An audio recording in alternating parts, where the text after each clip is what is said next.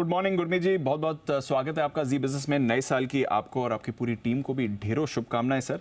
अच्छे मौके पर जुड़ रहे हैं आप। पिछला साल तो हमारा बहुत ही शानदार रहा बाजार के लिए। इस साल के लिए आपका क्या नजरिया है, पहले ये बताइए।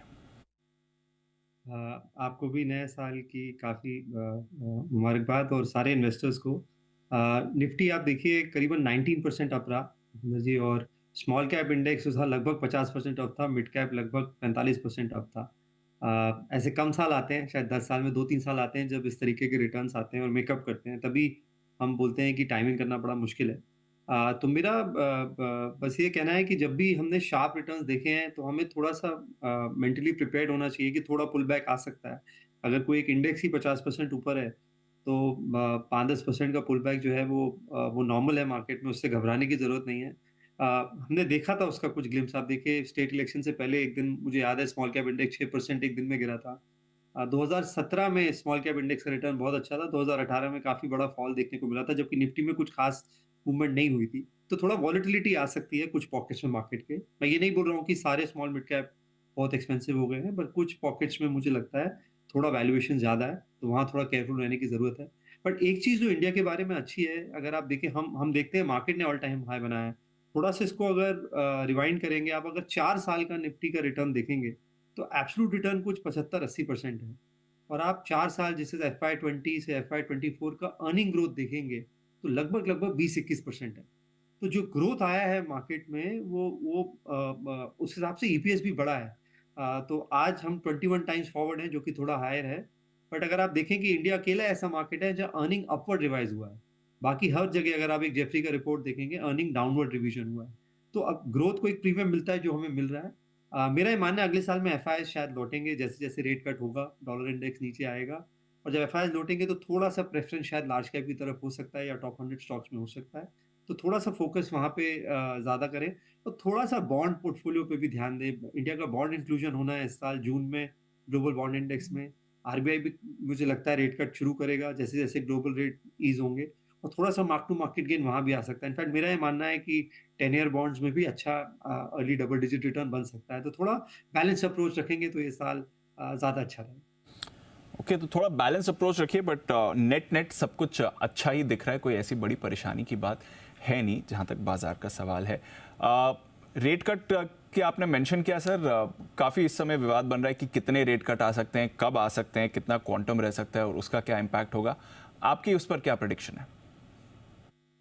तो वो एक रिस्क भी है और वही एक अपॉर्च्युनिटी है मार्केट को लेके। आपने अच्छा पॉइंट बोला, क्योंकि बाजार जो यूएस का है वो 150 basis point rate cut expect कर रहा है नेक्स्ट ईयर का। और मार्च से ही एक्सपेक्ट कर रहा है कि पहला रेट कट होगा। जबकि फेड ने जो अपने दिसंबर एफओएमसी मीट थी, वहाँ पे 3 रेट कट जो उनका जो प्लॉट करते हैं वो किया। तो अगर इसमें डिले होता है और कम रेट कट होते हैं, तो थोड़ा-सा मार्केट डिसअपॉइंट हो सकता है, क्योंकि अगर आप 10 ईयर यूएस भी देखेंगे, वो सवा 5 साढ़े 5 से अब 3.80 आ गया है।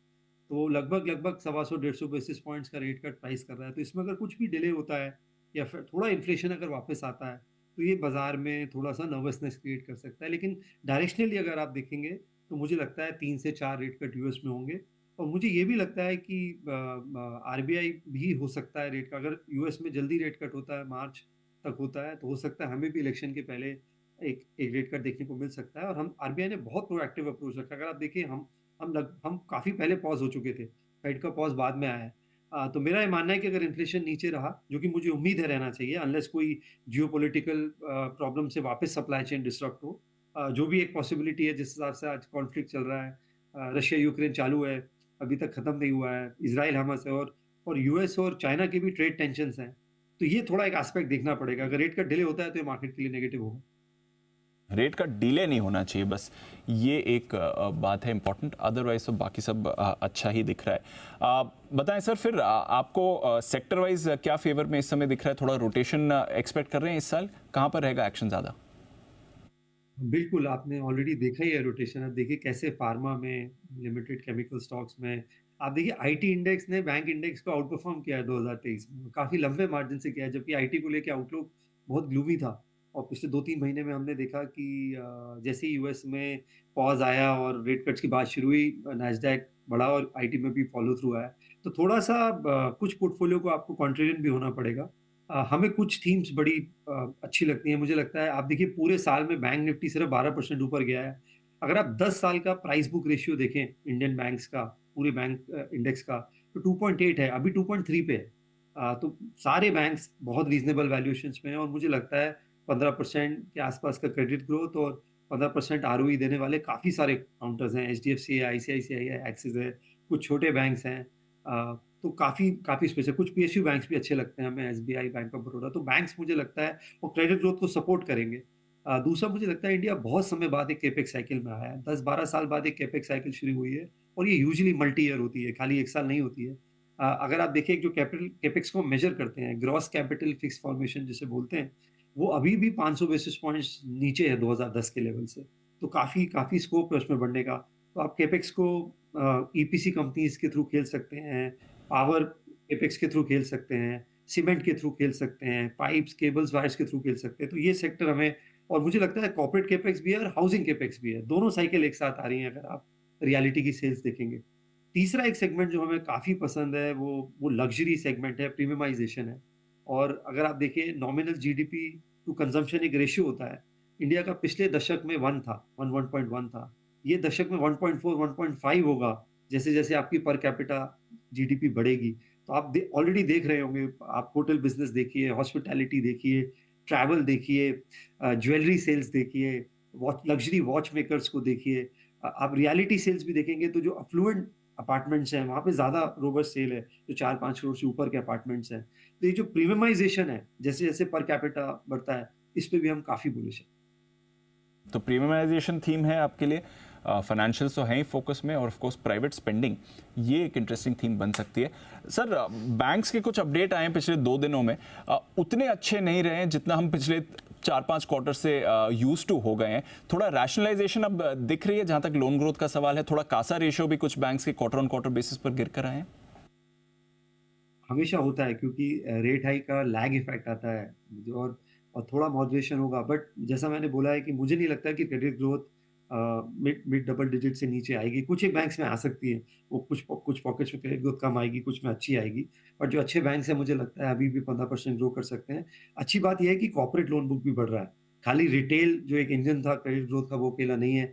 आप एसएमई बुक भी देखेंगे वहाँ भी काफ़ी अच्छा जो है आपको ट्रैक्शन देखने को मिलेगा। बेस्ट पार्ट ये है कि जो बैंक की बैलेंस शीट है वो काफ़ी हेल्दी है।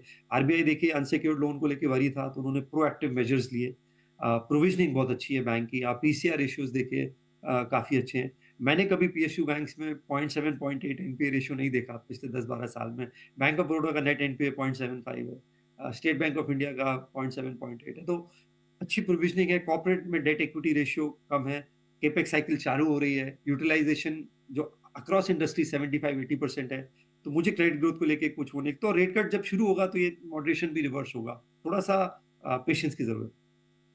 पेशेंस की ज़रूरत है, ये इंपॉर्टेंट बात है। बट अदरवाइज आपको यहाँ पर अच्छा आउटलुक बनते हुए दिख रहा है। बैंक्स पर ऑफ कोर्स रखनी तो पड़ेगी हमें नज़र। अच्छा सर, आईटी पर क्या व्यू बन रहा है? क्योंकि पिछला साल नास्डैक के लिए तो शानदार था, 44% की रैली आई, हमारा आईटी इंडेक्स भी 20% दौड़ा है। पिछले कुछ महीनों में आईटी स्टॉक्स में तेजी आई है। इस साल आईटी की परफॉर्मेंस कैसी रहेगी?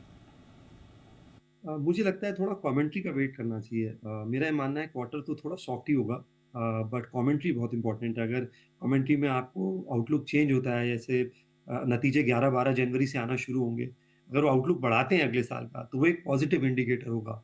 और हमने कॉग्निजेंट के जो नंबर देखे थे वो थोड़े मिक्स्ड नंबर थे। कुछ पॉजिटिव्स थे उसमें, कुछ अभी भी नेगेटिव थे। एक अच्छी चीज़ जो मुझे देखने को मिल रही है कुछ लार्ज कैप आईटी कंपनी में ऑन साइट रेशियो बढ़ रहा है। जो कि अच्छा है, डायरेक्शनली बहुत अच्छा है। तो मैं आउटलुक का वेट करूँगा। मिड कैप आईटी में वैल्यूएशन कंफर्ट बिल्कुल नहीं है। जो स्टॉक्स अच्छे हैं वो ऑलरेडी 50-60 के अर्निंग मल्टीपल पे हैं। लार्ज कैप आईटी में थोड़ा-सा वैल्यूएशन कंफर्ट ज़रूर है। वो कमेंट्री आप देख के करेंगे बट आईटी में रिस्क रिवॉर्ड अच्छा है। अगर आपको पेशेंस है 1-2 क्वार्टर का थोड़ा अगर आप स्टैगर्ड अप्रोच रख सकते हैं, तो मुझे लगता है रिस्क रिवॉर्ड अच्छा है, लार्ज कैप आईटी में स्पेशली। अच्छा सर, आपने लार्ज और मिड कैप आईटी का डिफरेंशिएशन करा, जरा बाजार में भी एक बार नजर डालिए। लार्ज कैप और मिड कैप स्मॉल कैप की जो डिबेट चल रही है काफी महीनों से, इस साल कैसा रहेगा परफॉर्मेंस? क्योंकि पिछले साल तो बहुत ही बढ़िया रिटर्न्स मिड कैप्स और स्मॉल कैप्स ने दिए हैं। इस साल थोड़ी रिटर्न एक्सपेक्टेशन को कम करना जरूरी है। बहुत ज़रूरी है। ये 40-50% रिटर्न हर साल नहीं बनेंगे और ये एक्चुअली बुल मार्केट में नहीं समझ में आता है, जब एक पुल बैक होगा तब शायद आपको ये रियलाइज़ेशन होगी। और आप देखिए अगर 10 साल के रिटर्न देखेंगे दीपांशु जी, अगर आप बीएसई मिड कैप के, बीएसई स्मॉल कैप में, तो 100-200 बेसिस पॉइंट्स का डाइवर्जेंस होता है। बट एक चीज़ जो डिफरेंट है इस बार के स्मॉल मिड कैप में, मैं जस्टिफाई नहीं कर रहा हूँ 40-50, कि पहले बहुत सारी मिड कैप कंपनीज़ में, स्मॉल कैप कंपनीज़ में जो सेकंड जनरेशन आ रहे हैं, प्रमोटर्स की है, उनका आउटलुक चेंज हुआ है। वो बैलेंस शीट्स को अच्छा क्लीन रखना चाहते हैं, प्रोफेशनल्स लाना चाहते हैं। प्रोसेस उनको उनको धीरे-धीरे समझ में आ रहा है कि जो गेम है वो वेल्थ क्रिएशन का है।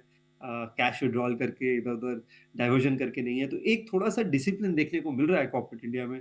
बट ये बोलना है कि मैं 40-50% इंडेक्स हर साल ग्रो करेगा, ये और इसमें होगा क्या कि या तो स्मॉल मिड कैप इंडेक्स नीचे आएगा या और लार्ज कैप ऊपर जाएगा, या small mid cap index consolidate करेगा और थोड़ा-सा लार्ज कैप कैच अप करेगा। तो थोड़ा-सा बैलेंस रखिए। और बहुत सारे स्टॉक्स हैं जो हालाँकि स्मॉल मिड कैप हैं बट सेक्टर लीडर्स हैं। सबसे बड़ी cable and wire company large cap नहीं है। सबसे बड़ी टाइल और सिरेमिक कंपनीज़ लार्ज कैप नहीं है। सबसे बड़ी डिपॉजिटरी मिड कैप है। सबसे बड़ा इथेनॉल प्ले स्मॉल और मिड कैप है। तो आप उसको उतना वाटर टाइट मत करिए, बट थोड़ा-सा केयरफुल रहिए वैल्यूएशंस को लेके, बस मेरी इतनी सलाह है। थोड़ा स्टॉक सिलेक्शन इस साल आपको ध्यान उस पर ज़्यादा देना पड़ेगा, बट अदरवाइज कोई परेशानी नहीं है। बाजार पर आउटलुक भी सर का लार्जली पॉजिटिव ही है, अच्छा सब कुछ दिख रहा है। करेक्शन आए वो तो part and parcel of life ही है। सर बहुत बहुत शुक्रिया आज हमारे साथ जुड़ने के लिए और अपना नज़रिया भी हमारे साथ शेयर करने के लिए। कंप्लीट सर्कल वेल्थ के CI और मैनेजिंग पार्टनर गुरमीत चड्ढा साहब अपना व्यू शेयर करते हुए।